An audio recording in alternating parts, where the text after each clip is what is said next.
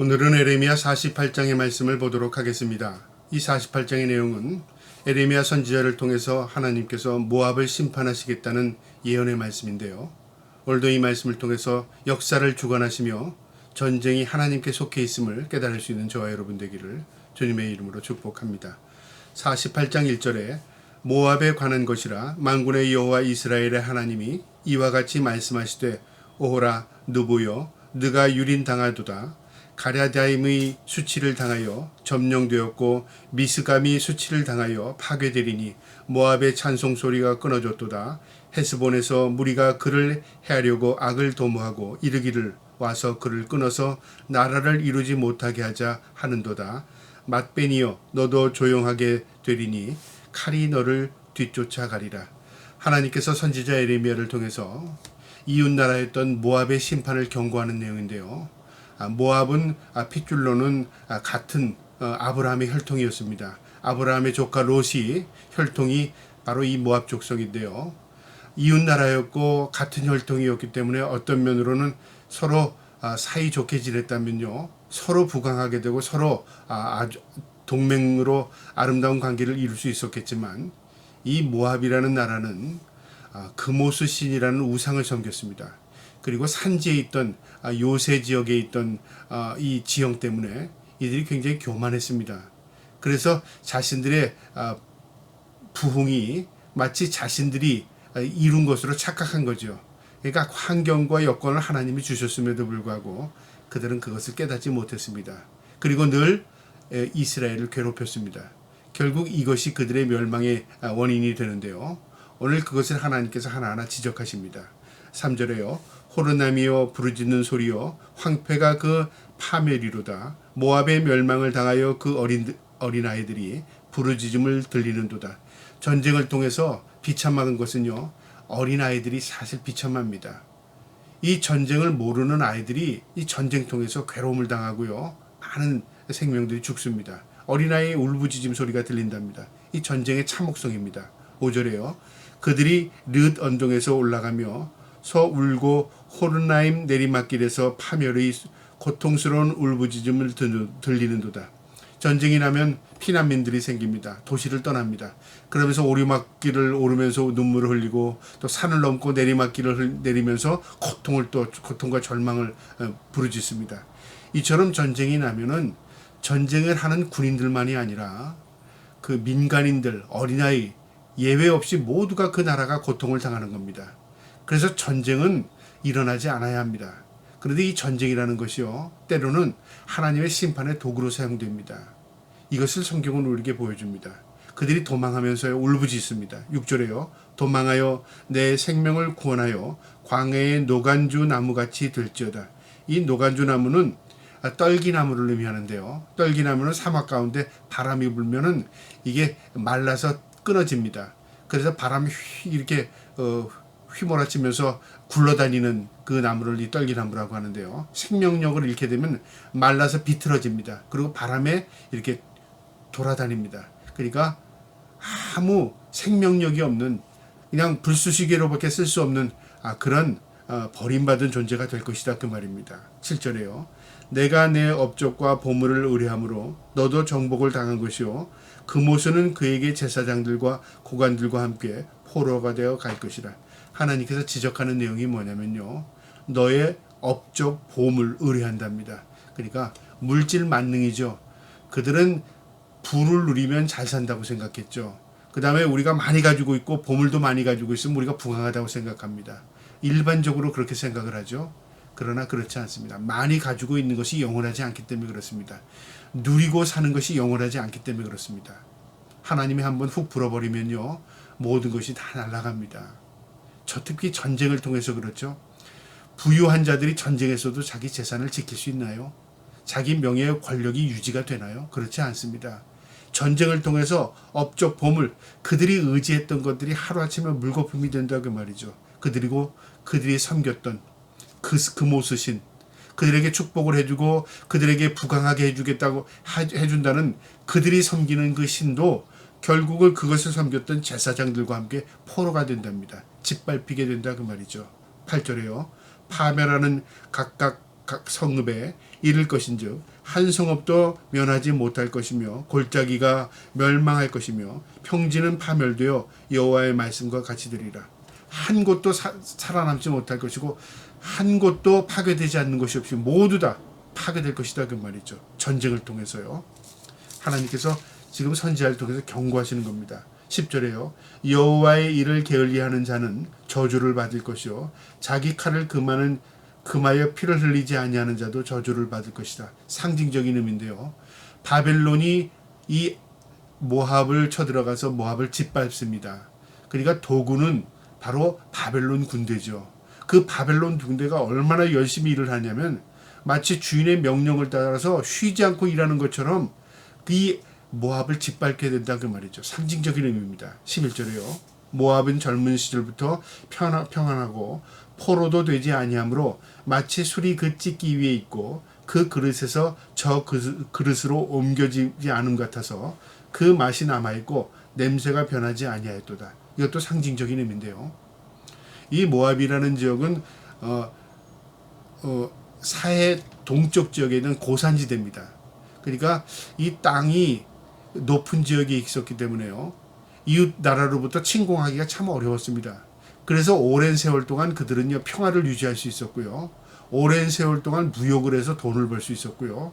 또 오랜 세월 동안 그들은 전쟁을 하지 않고도 지속되는 평화 속에서 살아갈 수 있었습니다. 번영을 누릴 수 있었습니다. 그러니까 그들이 그 번영을 누린 것을 착각한 것이죠. 자신들이 잘했기 때문에, 우리가 무역을 잘했기 때문에, 우리가 부강하기 때문에, 재물이 많기 때문에 착각한 겁니다. 그래서 그들은요 마치 술찌꺼기가 이 술 항아리에 차서 그 다음에 또 포도주를 부으면 그거에 발효돼서 또 냄새를 풍기고 하는 것처럼 그들은 착각하고 있었습니다. 영원할 것 같이 착각한 것이죠. 12절에요. 그러므로 여호와께서 말씀하시니라. 날이 이르리니 내가 술을 옮겨 담은 사람을 보낼 것이라. 그들이 기울여서 그 그릇을 비게 하고 그 병들을 부수리니. 하나님께서 바벨론 군대를 통해서 그들이 의지했고 그들이 즐겼던 그런 낙을 누렸던 모든 것들을 하나님께서 짓밟으시겠다는 거죠. 왜요? 그들이 교만했습니다. 그리고 그들이 우상을 섬겼습니다. 13절에요. 이스라엘 집이 베델을 의뢰함으로 수치를 당한 것 같이 모압이 그못으로 말미암아 수치를 당하리로다. 이것도 비교하면서 상징적으로 보여주는데요. 북이스라엘이 베델에서 금송아지를 섬겼습니다. 그것이 우상숭배였습니다. 그래서 북이스라엘이 바벨론으로부터 짓밟히게 됐습니다. 먼저요, 모압보다. 그런데 모압도 그걸 깨닫지 못하고 그모스를, 우상을 섬겼습니다. 결국은 때가 되면 하나님께서 바벨론 군대를 통해서 수치와 모욕을 당하게 한다 그 말입니다. 14절에요. 너희가 어찌하여 말하기를 우리는 용사요 능한 전사라 하느냐. 그들은 교만했습니다. 그들은 잘 싸운다고 생각했죠. 그들은 부강하다고 생각했습니다. 근데 착각이었습니다. 하나님 보시기에는 너희 가진 것들은 다 헛된 것이다. 너희가 지금 자랑하는 것은 다 아니다 그 말이죠. 15절에 만군의 여호와가 일컬는 왕께서 이와 같이 말씀하셨느니라. 하나님을 왕으로 표현했죠. 모압이 황폐하였도다. 그 성읍들은 사라졌고 그 선택받은 장정들은 내려가서 죽음을 당하리니 모압이 재난이 가까웠고 그 고난이 속히 닥치리로다. 하나님께서 예언하시는 겁니다. 너희가 자랑하고 너희가 긍지를 가졌던 그 모든 것들이 바벨론 군대로부터 짓밟히게 될 것이고 결국 너희는 고난 가운데 휘몰아치게 될 것이다 그 말이죠. 17절에 그의 사면에 있는 모든 자여 그의 이름을 아는 모든 자여 그를 의뢰하여 말하기를 어찌하여 강한 막대기 아름다운 지팡이가 부러졌고 할지니라. 이 이웃 나라들이 참 탄식한다 그 말이죠. 그리고 놀림을 준다 그 말입니다. 무슨 말이냐면 그렇게 강하고 그렇게 교만하고 그렇게 자긍심이 많았던 이 모압이 어떻게 저렇게 짓밟히게 되느냐 그 말이죠. 이것은 놀라움뿐만 아니라요. 그들의 교만이 오히려 비웃음거리가 되는 겁니다. 그럴 때가 된다 그 말이죠. 18절에 디본에 있는 딸들아 내 영화에서 내려와 메마른 데 앉으라. 모압을 파멸하는 자가 올라와서 너를 쳐서 내 요새를 깨뜨렸음이로다. 여기 디본은 바로 모압의 수도를 의미합니다. 이 수도가 짓밟히게 된답니다. 그곳에서 다 내려와라. 너희가 살지 못하는 장소가 될 것이다. 그 말이고요. 19절에 아로엘에 사는 여인이여 길 곁에 서서 지키며 도망하는 자와 피하는 자에게 무슨 일이 생겼는지 물어보라. 이 디본 수도에 살던 사람들이 전쟁으로 인해서 다 피난민들이 생겨서 도망가는 겁니다. 이웃 도시로 도망가죠. 아로엘로요. 아로엘에서 일반적인 생활을 하고 있는데 많은 사람들이 자신의 도시로 밀려 들어옵니다. 그러니까 왜 그리 일로 왔어요? 오늘날 같으면 소식이 빠르지만 고대 전쟁에서는 사람과 사람을 통해서 소식을 듣게 되잖아요. 그래서 디본이 짓밟혔다는 걸 몰랐습니다. 이 옆에 있는 도시에서요. 아로엘에서 사람들이 밀려오니까 왜 그랬어요? 우리 도시가 지금 바벨론에 의해서 침공당했습니다. 이 소식을 들으니까 얼마나 무섭겠습니까? 조금 있으면 자신들도 침공을 당하니까요. 그런 지금 소식이 이 이웃 도시에 점점 전파된다 그 말이죠. 20절에요. 모압이 패하여 수치를 받나니 너희는 울면서 부르짖으며 아르논가에서 이르기를 모압이 황폐하였다 할지니라. 소식이 점점 도시로 전파되면서요. 이들이 절망합니다. 21절에 심판이 평지에 이르렀나니 곧 홀론과 야사엘과 베야과 쭉 22절부터 25절까지 내용이요. 11개의 도시 이름이 쭉 나열이 되는데 점진적으로 빗밟히는 겁니다. 그러니까 수도가 점령을 당하고 그 다음에 그 다음 도시가 점령을 당하고 또 그 다음 도시가 점령을 당하고 끊임없이 도시들이 점령을 당하면서요. 모압이 완전히 짓밟히게 되는 겁니다. 25절에 모압의 뿔이 잘렸고 그 팔이 부러졌도다. 여호와의 말씀이니라. 뿔이 잘렸고 팔이 부러졌다는 것은 이제 완전히 불구가 되었다 그 말이죠. 완전히 소생할 수 없는 상황이 벌어졌다 그 말이죠. 26절에요. 모압으로 취하게 할지어다. 이는 그가 여호와에 대하여 교만함이라. 그가 그 토한 것에서 뒹굴므로 조롱거리가 되리로다. 취하였고 그 다음 조롱거리가 되어서 뒹굴게 된다. 무엇을 의미하냐면요. 많은 이웃나라로부터 그 교만이 오히려 그들의 욕이 됩니다. 그들이 교만하게 행동했던 그것들이요. 비웃음거리가 된다 그 말이죠. 이것은 개인도 그렇고요. 나라도 마찬가지입니다. 개인도 교만하던 사람이 망하면요. 이웃들로부터 비웃을 받아요. 그래 어쩐지 이 망하는 거 보니까 과거에 그랬는데 어떻다고 생각하겠어요? 나라도 마찬가지입니다. 나라도 겁없이 이웃 나라들을 괴롭혔던 나라가 망하게 되면요. 이웃 열방들이요. 오히려 통쾌하게 생각합니다. 이처럼 이 모압이 교만했고 우상을 섬겼고 그들이 자신이 잘난 것 같이 생각했지만요. 전쟁에 의해서 바벨론에 짓밟히게 되니까 오히려 이웃 나라의 조롱과 웃음거리가 된 겁니다. 27절에 내가 이스라엘을 조롱하지 아니하였느냐? 그가 도둑 가운데서 발견되었느냐? 내가 그를 말할 때마다 내 머리를 흔들도다. 이 북이스라엘이 바벨론으로 멸망당할 때요. 모압이 북이스라엘을 우습게 여겼어요. 그러니까 조롱했다 그 말이죠. 그런데 얼마 있지 않아서 자신들도 짓밟히게 되는 겁니다. 여러분 우리가 그럴 때가 있어요. 거봐 저 사람 저래서 그랬는데 얼마 있지 않다 자신이 그 일을 당하면 뭐라고 말하겠습니까? 그래서 우리가 남의 일을요 그렇게 쉽게 판단하거나 정죄해서는 되지 않습니다. 그걸 통해서 거울 삼고요. 우리가 하나님 앞에 두렵고 떨림으로 살아야 합니다. 그리고 늘 겸허하고 겸손한 마음으로 살아야 하는 것입니다. 성경은 우리에게 그걸 보여줘요. 나라도 그렇고 개인도 그렇습니다. 28절에 모압 주민들아 너희는 성읍을 떠나 바위 사이에 살지어다. 출입문 어기 가장자리에 깃들이는 비둘기같이 할지어다. 도망가서 산속에 바위 틈속에 마치 비둘기가요. 독수리나 매를 피해서 바위 틈에 사는 것처럼 너희가 그렇게 도망가서 비참한 삶을 살게 될 것이다 그 말이죠. 29절에 우리가 모압의 교만을 들었나니 심한 교만 곧 그의 자고와 오만과 자랑과 그 마음의 거만이로다. 그들이 지형적인 좋은 요새적인 특색을 가지고 있었고 무역로가 발전돼서 상업으로 부흥할 수 있었고 그리고 여러 가지 환경 조건, 지형적인 조건으로 그들이 평화를 누릴 수 있었습니다. 그런데 그들이요 그것이 하나님의 섭리 뜻인지는 모르고요 그것이 교만하게 되어서 결국 자고하게 되고 자랑하게 되고 거만하게 된 겁니다. 결국 이것이 그들에게요 조롱거리가 됩니다. 30절에요 여호와의 말씀이니라. 내가 그의 노요함이 허탄함을 아노니 그가 자랑하여도 아무것도 성취하지 못하였도다. 결국은 BC 582년에 바벨론에 짓밟혀서 멸망당합니다. 그 후에 회복이 되지 않았습니다. 그러니까 교만한 만큼이요, 나중에 그들의 아픔이 더 컸습니다. 31절에 그러므로 내가 모압을 위하여 울며 온 모압을 위하여 부르짖나니 무리가 갈레아스 사람을 위하여 신음하리로다. 멸망의 확실성입니다. 운다는 건 뭐죠? 봤다 그 말이죠. 통곡하게 될 것이다 그 말이죠. 그래서 이 에레미야 선지자도요, 그것을 영적으로 보게 되고 그들을 위해서 울게 된 겁니다. 32절에요.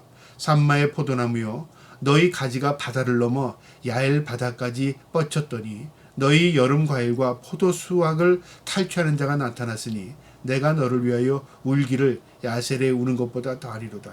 이 산마는요, 이 포도나무의 이 원산지였습니다. 그러니까 포도나무, 포도로 인해서는 그 포도주를 생산하는 곳이었는데요. 굉장히 이것으로 인해서 수출도 많이 했을 것이고 돈도 많이 벌었겠죠. 근데 그것이 짓밟히고 다 빼앗기게 되니까요, 초토화돼 버린 겁니다. 회복 불가능하게 되었다는 그 말이죠. 33절에 기쁨과 환희가 옥토와 모압 땅에서 빼앗겼도다. 내가 포도주를 틀에 포도주가 끊어지게 하리니 외치며 밟을 자가 없을 것이라. 그 외침은 즐거운 외침이 되지 못하리로다. 모든 포도나무가 짓밟히게 되고 농사를 짓지 못하는 상황이 되니까요, 포도주 틀이 아무 의미가 없는 거죠. 그 포도 수확기에 노래를 부르며 풍년을 노래했던 그 많은 사람들이 이제는 그런 상황이 벌어지지 않습니다. 절망, 슬픔, 고통만이 그들에게 남게 된다 그 말이죠. 여러분, 우리가 풍요롭게 살기를 원합니다. 근데 풍요가요, 짓밟히게 되면 더 비참하게 됩니다. 이 모압이 그런 곳이라 그 말이죠. 35절에요. 여호와의 말씀이라. 모압 산당에서 제사하며 그 신들에게 분향하는 자는 내가 끊어버리리라. 하나님의 경고입니다. 모압 산당, 바로 그모스 신을 섬겼던 그 모압 민족들을 하나님께서 끊어버린답니다. 쓸어버리겠다는 거죠. 우상 숭배.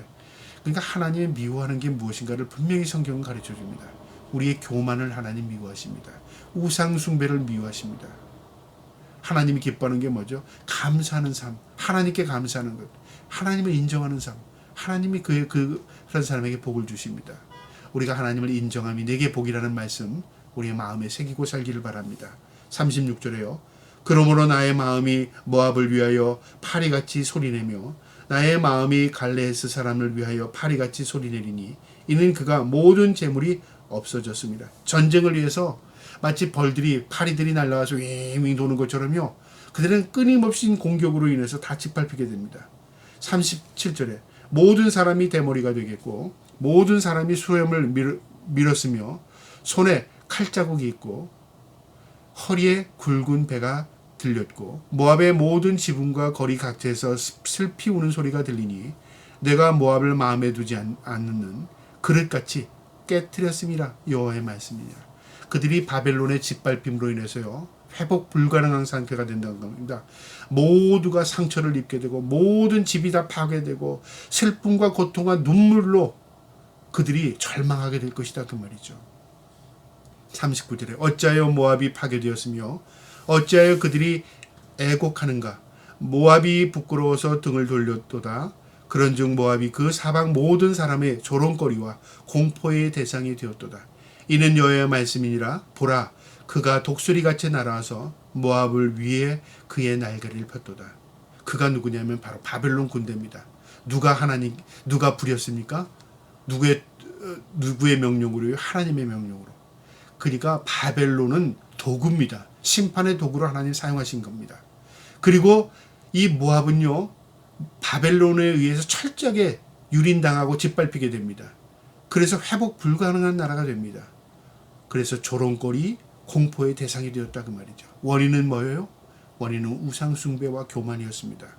41절에 성읍들이 점령을 당하여 요새가 함락되는 날에 모압 용사들의 마음이 산고는 당하는 여인같이 되었다. 아이를 낳는 고통스러운 그 여인의 모습처럼요, 용사들이 다 고통스러워하고 절망하게 될 것이다 그 말이죠. 42절에 모압의 여호와를 거슬려 자만하였으므로 멸망하고 다시 나라를 이루지 못하리로다. 그들의 교만 자만 때문에 나라가 멸망되고 다시는 일어나지 못하게 될 것이랍니다. 43절에 여호와의 말씀이니라. 모압 주민아 두려워하여 함정과 올무가 내게 닥치나니 두려움에서 도망하는 자는 함정에 떨어지겠고 함정에서 나오는 자는 올무에 걸리리니 이는 내가 모압의 벌받을 해가 임하게 함이니라. 여호와의 말씀이니라. 도망가도 살지 못한답니다. 함정이 있답니다. 함정에서 빠져나와도 살지 못합니다. 올무가 다시 잡는답니다. 그러니까 철저하게 그들이 심판을 당하게 될 것이다 그 말이죠. 46절입니다. 모압이여 내가 화가 있도다. 그모스의 백성이여 망하였도다. 내 아들들은 사로잡혀 갔고 내 딸들은 포로가 되었도다. 전쟁으로 인하여 비참한 상황이 벌어지겠고 너희는 도망가도 살지 못하게 된다. 결국 모압은 소멸돼 버립니다. 그런데 47절의 마지막에요. 그러나 내가 마지막 날에 모압의 포로를 돌려보내리라. 여호와의 말씀이라. 모압의 심판이 여기까지니라. 여기 마지막 날에 이 포로를 돌려보낸다는 말은요. 모압이 그 이후에 회복되지 않았습니다. 이 말은 선지자 에레미야를 통해서 하나님께서 하시는요 메시지인데 마지막 날 심판 때에 모든 것을 회복해서 하나님의 살아계심을 보게 될 것이다 그 말이죠. 그리고 심판 앞에 우리 모두가 서게 될 것이다 그 말의 의미인 것 같습니다. 여러분 우리가 이 땅에서요 흥망성쇠 나라가 망하고 나라가 흥하는 모든 것들은 하나님의 손에 있습니다. 그래서 전쟁은 하나님께 속해 있다고 말하지 않습니까? 그리고 심판의 주관자가 하나님이십니다. 어떤 나라가 강해서 어떤 나라 약한 나라가 망하고 그렇지 않습니다. 성경적으로 보면요. 하나님의 손길입니다. 섭리입니다. 우리가 하나님 앞에 바로 살면 흥할 것이고요. 우리가 하나님 앞에 범죄로 하나님의 마음을 아프게 하고 우리가 하나님 모욕하며 살면 우리가 망합니다. 성경은 우리에게 그것 보여줍니다. 늘 겸허하고 겸손하게 우리 개인도 살아갈 뿐만 아니라 이 대한민국 나라와 민족을 위해서 기도할 수 있는 저와 여러분 되기를 주님의 이름으로 축복합니다. 아멘.